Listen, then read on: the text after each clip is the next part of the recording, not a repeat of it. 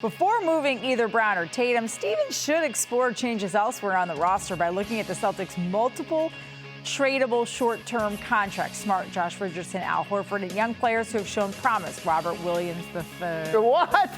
Romeo Why are we allowing this on our network? Something does need to change, though. Danny Ainge once made a statement by trading Antoine Walker. Now you're up, Brad Stevens. I mean, listen, we do want to see, I think all of us want to see, Forsberg, what this team can do together.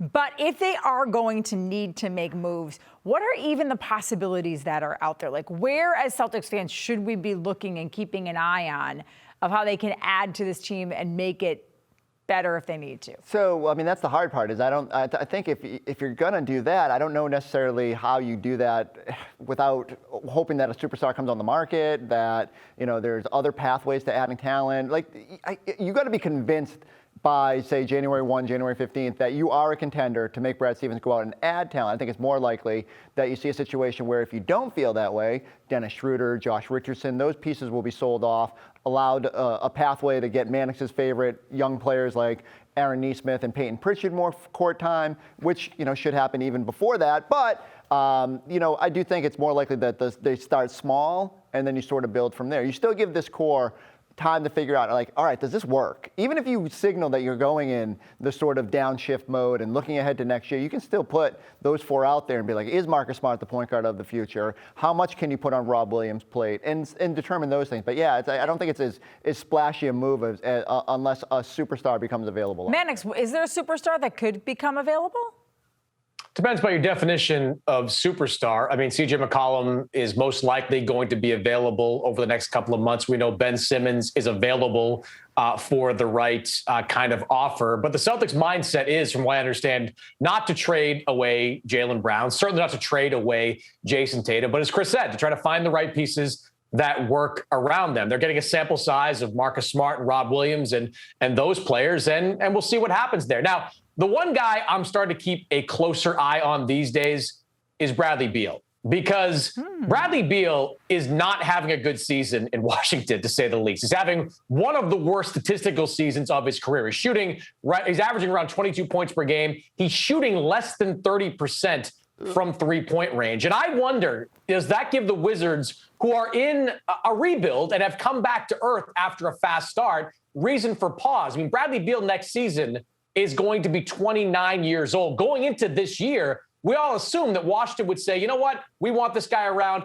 5-year max contract. We're going to give it to him. Now, given the struggles of Beal, do the Wizards kind of change their mind on that at all? Do they say, you know what? We like our young core, Rui Hachimura, Spencer Dinwiddie, guys like that. We want more guys that fit that age bracket. If they do, the Celtics might be a team worth having a conversation with, because they do have some young pieces, and most importantly, they are a place I would assume that Bradley Beal would want to go to and stay long term. Yes, because of one person named Jayson Tatum. And Ime Udoka, guys, has been waiting to see that killer instinct with Jayson Tatum. His message: these opponents are not your friends. And for one night at least, it appears Tatum heard Udoka's message loud and clear. All these guys are working out together in the summer. They spend a lot of time together with all-star games and all that. And, quite honestly, I gave Jayson examples of what I used to say to Kawhi as a young rookie and respecting guys too much at times. I told him, these guys aren't your older brother. Don't treat them like that. And he took it to heart and, came out in attack mode tonight. Might be an unanswerable question, but I'm going to ask it anyway, Mannix. Okay, one night message that got through to Jayson Tatum, or just like a life changer? Like, I've seen the light. I know I can do this, because I feel like this has been something they've been trying to get across to Jayson Tatum for a while. Yeah, I don't know the answer to that question. For one night, it seemed to work. And listening to Jayson Tatum speak after the game, it seemed like the message got through to him, at least over a short period of time. The question is, does it stick? As you said, does it last for weeks and months and seasons? I don't know, honestly, the answer to that question. But, this is not a Jayson Tatum specific issue, though. One thing that troubled me on this recent road trip was the Celtics, after bad performance after bad performance. A lot of those guys were on the court after the game, high-fiving, hugging opposing players.